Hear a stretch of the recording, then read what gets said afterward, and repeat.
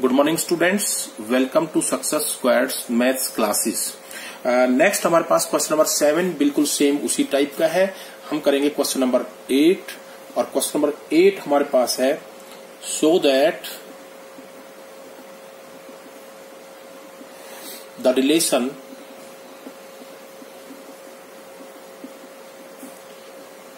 Are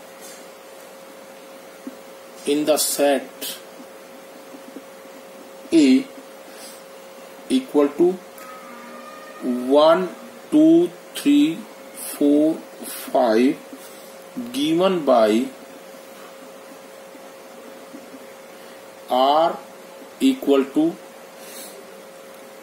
A, B, absolute value of A minus में B is even is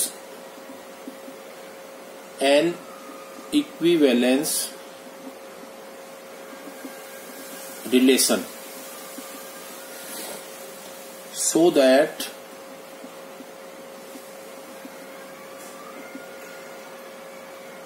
all the elements of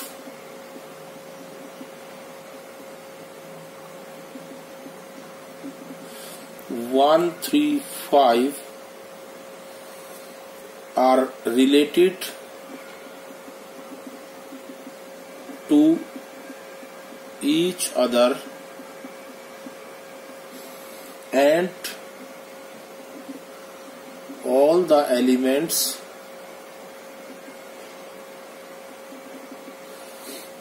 of 2, 4 are related to each other but no element of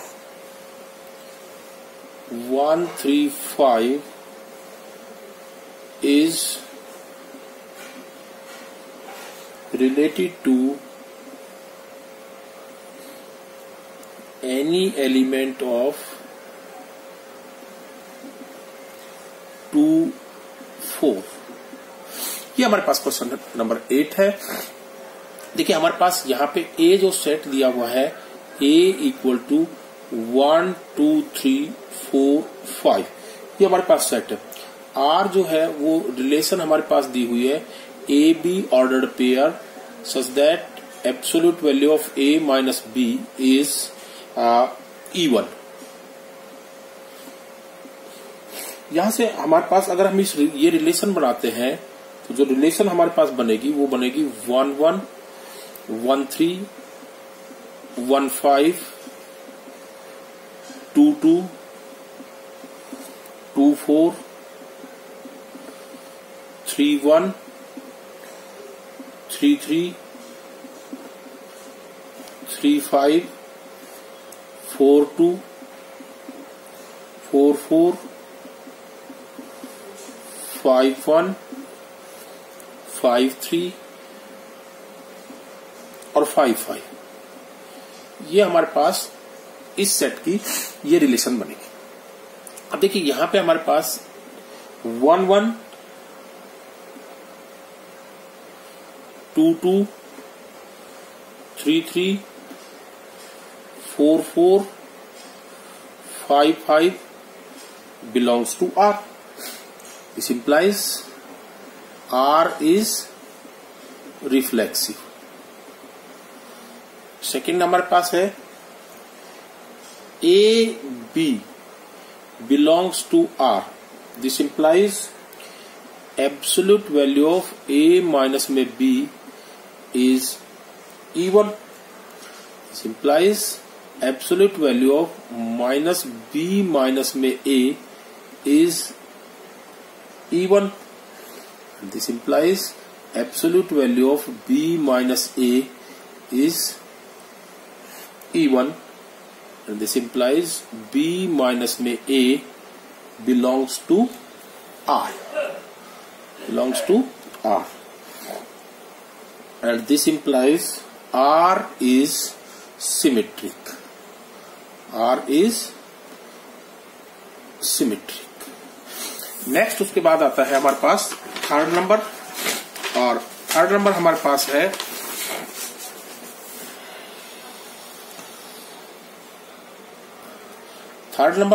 है AB belongs to R. This implies absolute value of A minus में B is even, and this implies A minus में B is even. BC belongs to R. This implies absolute value of B minus C is even. This implies B minus C is even, and the A minus में B plus में B minus में C equal to A minus में C is even. Sum of two even integers is even. दो even integers का सम भी even होता है. This implies absolute value of A minus C is even, and this implies AC belongs to R. R is transitive. R is reflexive, R is symmetric, and R is transitive. Thus, R is an equivalence relation. Next हमारे पास इसी का part आता है question का. Now the absolute value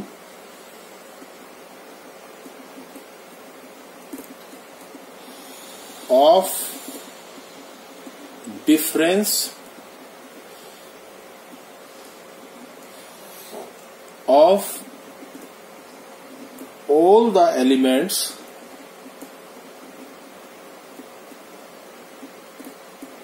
of set 1, 3, 5 are even.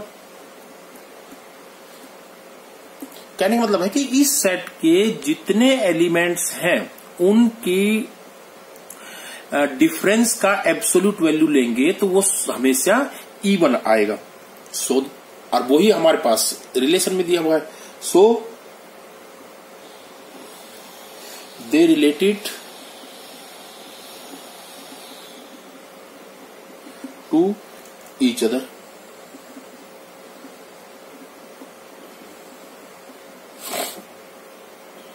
Also, the absolute value of difference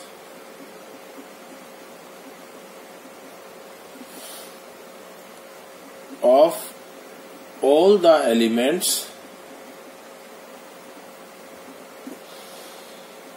of set 2, 4 are even. इसके elements के भी difference की एब्सोल्यूट वैल्यू लेंगे वो भी इवन आएगा. So they related to each other. But the absolute value of difference of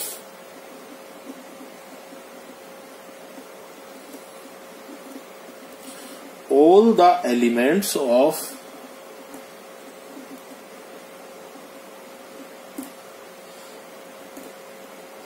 one, 3, 5 and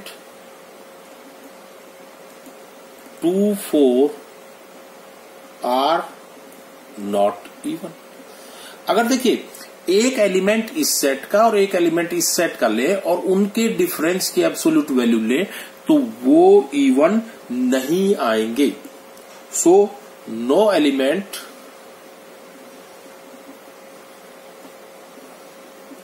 of 135 is related to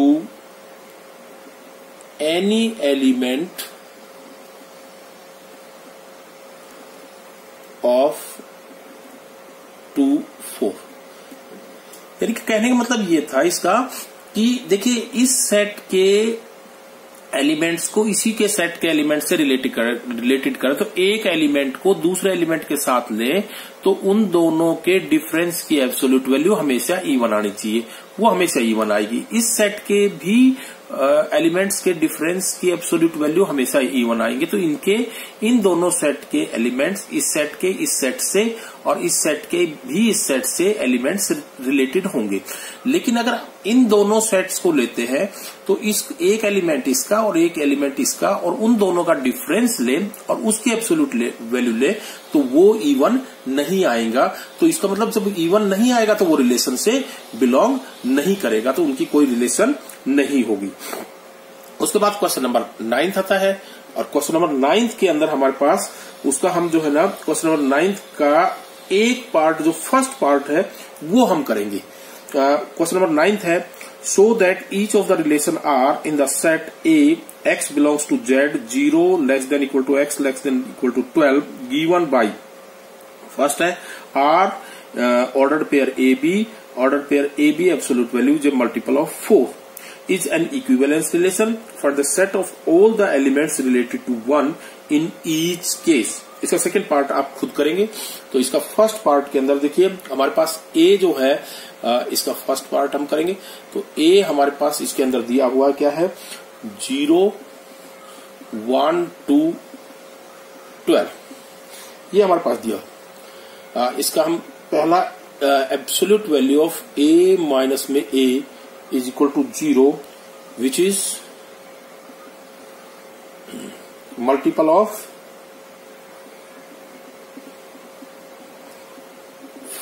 4।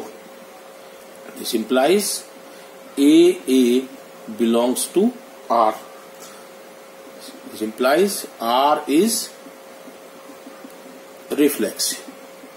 इसका मतलब R क्या है रिफ्लेक्सिव है। सेकंड हमारे पास आएगा इसका कि A B belongs to R। This implies absolute value of A minus में B is a multiple of 4। This implies A minus में B is a multiple of 4। This implies B minus में A is a multiple of 4। अगर A minus B 4 का multiple है तो B minus A भी 4 का multiple होगा। And this implies B minus A अगर 4 का मल्टीपल है तो इसकी एब्सोल्यूट वैल्यू भी is a multiple of 4। And this implies BA belongs to R and this implies R is symmetric। देखिए यहां पे A भी R से बिलोंग करता है, BA भी R से बिलोंग करता है, तो इसका मतलब ये क्या हो गई सिमेट्रिक होगी। उसके बाद हमारे पास इसका थर्ड पार्ट आता है। थर्ड पार्ट अगर हम देखेंगे AB belongs to R। This implies absolute value of A minus में B is a multiple of 4 and this implies A minus में B is a multiple of 4। BC belongs to R। This implies absolute value of B minus C is a multiple of 4 this implies b minus में c is a multiple of 4। And अगर हम इनका सम करते हैं a minus में b plus में b minus में c is a multiple of 4। अगर दो नंबर अलग अलग नंबर 4 के मल्टीपल है तो उनका सम भी 4 का मल्टीपल होगा। दिस इंप्लाइज a माइनस में c is a multiple of 4 and this implies AC belongs to R and R is transitive। R reflexive हो गया, R सिमेट्रिक हो गया और R जो है ट्रांजिटिव हो गया। Thus R is an equivalence relation। The set of all elements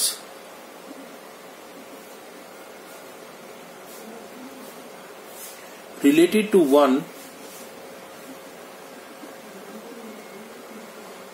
equal to 1, 5, 9। अब देखिए 1 से रिलेटेड कैसे होगी। 1 माइनस में 1 0 आएगा, वो 4 का मल्टीपल होगा। 5 माइनस में 1 या 1 माइनस 5 की एब्सोल्यूट वैल्यू 4 आएगा, वो भी 4 का से मल्टीपल होगा। और 9 माइनस में 1 या 1 माइनस में 9 एब्सोल्यूट वैल्यू वो 8 होगा, वो भी 4 का मल्टीपल होगा। उसके बाद क्वेश्चन नंबर 10 आता है हमारे पास, और क्वेश्चन नंबर 10 में हमारे पास है ये हमारे पास दिया, given example of a relation which is symmetric but neither reflexive और नॉर ट्रांजिटिव। तो देखिए हम जो है ना फर्स्ट हमारे पास है सिमेट्रिक बट नाइदर रिफ्लेक्सिव। अगर हमने सपोज कर लिया कि लेट ए जो है वो हमारे पास कोई सेट है 1, 2, 3, 4 और 5, ये सेट है। अब हमने बताना है कि वो रिलेशन जो है ऐसी रिलेशन बतानी है जो सिमेट्रिक तो है लेकिन रिफ्लेक्सिव या ट्रांजिटिव नहीं है। तो देखिए हमारे पास 2, 2, 3, 3, 4, 4, 1, 3 और 3, 1। आप देखेंगे कि ये जो रिलेशन है ये सिमेट्रिक है बट ट्रांजिटिव नहीं है। दूसरा हमने एग्जांपल देना है transitive but neither reflexive nor symmetric. तो अगर हम इसका एग्जांपल लेते हैं तो इसका एग्जांपल हम ये ले सकते हैं 1, 2, 2, 3 एंड 1, 3। ये हमारे पास अगर आप देखेंगे तो ये जो रिलेशन है ये हमारे पास ट्रांजिटिव है लेकिन रिफ्लेक्सिव या सिमेट्रिक नहीं है। उसके बाद हम अगर थर्ड देखते हैं तो थर्ड हमारे पास आएगा, थर्ड पार्ट इसका हमारे पास दिया हुआ है reflexive and symmetric but not transitive. Reflexive and symmetric but not transitive. तो आर हमारे पास हो जाएगी क्या, देखिए 1, 1, 2, 2, 3, 3, 4, 4, 5, 5 और 1, 2, 2, 1, 2, 3 और 3, 2। ये जो रिलेशन है ये रिफ्लेक्सिव और सिमेट्रिक है बट ट्रांजिटिव नहीं है। उसके बाद हमारे पास फोर्थ आता है reflexive and transitive but not symmetric.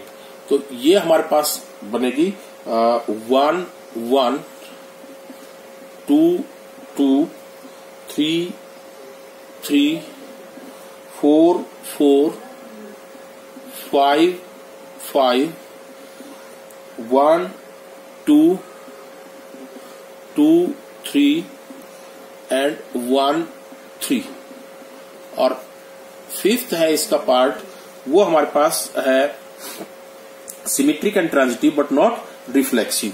तो आर हमारे पास ये होगी 1 2 2 1 2 3 3 2 1 1 2 2 1 3 3 1 और 3 3। उसके बाद हमारे पास क्वेश्चन नंबर 12 आता है। क्वेश्चन नंबर 12 में हमारे पास दे रखा है, show that the relation R defined in the set A of all triangles as R T1 T2 T1 is similar to T2 is an equivalence relation. देखिए हमने यहाँ पे ए हमारे पास जो सेट दिया हुआ है, A is equal to set of all triangles, set of all triangles, और आर जो है वो हमारे पास दिया हुआ है T1 और T2।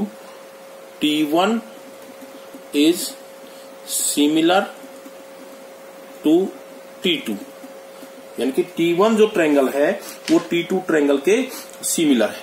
तो देखिए इसका अगर हम फर्स्ट पार्ट करते हैं तो T1 belongs to A, this implies T1 belongs to R because every triangle is similar to itself. तो हमारे पास क्या हो जाएगा, इसका मतलब R इज रिफ्लेक्सिव। उसके बाद हमारे पास इसका सेकंड पार्ट आता है। सेकंड पार्ट है T1 T2 belongs to A, this implies T1 is similar to T2, this implies T2 is similar to T1 and this implies T2 T1 belongs to R. So R is symmetric. Third है इसका third part, T1 T2 belongs to R. This implies T1 is similar to T2, T2 T3 belongs to R. This implies T2 is similar to T3. This implies T1 is similar to T3 belongs to R. This implies R is transitive. Thus, R is reflexive, R is symmetric, and R is transitive. Thus, R is an equivalence relation. Equivalence relation. And T1 is similar to T2 T3. This implies T1 is related to T3। देखिए यहां पे हमारे पास T1 और T2 T3 तीन right angle triangles दी हुई है। उनकी sides का अगर रेशियो देखेंगे तो T1 और T3 की साइड्स का रेशियो सेम आता है, T1 और T2 की साइड्स का रेशियो सेम नहीं आता, इसलिए T1 और T2 सिमिलर नहीं है, इसलिए T1 T2 से रिलेटेड नहीं करेगी, इसलिए T1 T3 से रिलेटेड करेगी। नेक्स्ट हमारे पास क्वेश्चन नंबर 14 हम करेंगे। इसका हमारे पास let L be the set of all lines in XY plane and R be the relation in L defined as R L1 L2, L1 is parallel to L2 so that R is an equivalence relation from the set of all lines related to the line y is equal to 2x plus 4। यहाँ पे हमने L जो है set of all lines,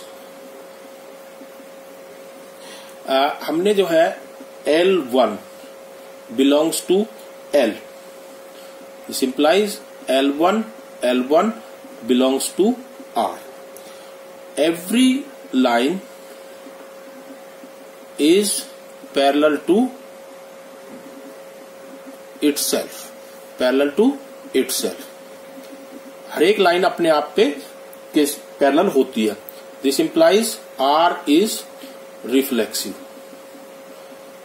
R is reflexive. L1, L2 belongs to R.